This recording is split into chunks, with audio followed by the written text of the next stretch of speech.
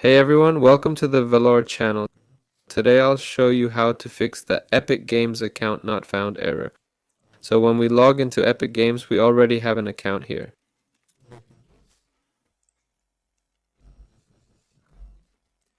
Click Login. And here you see that when you enter your email address, no account is found. Try logging in using one of your linked services. Here they are, right? Your account will definitely be found there. If you don't have any linked services, click on Login Problems. Enter the email address linked to your account and you'll receive a recovery email. If that doesn't help, email Epic Games support since they don't have chat support now. Select the first tab.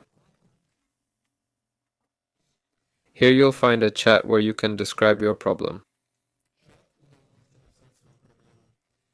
Okay? Or email help@support.epicgames.com or contact@support.epicgames.com.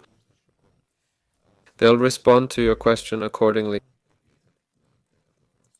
This has been Valor. See you all later.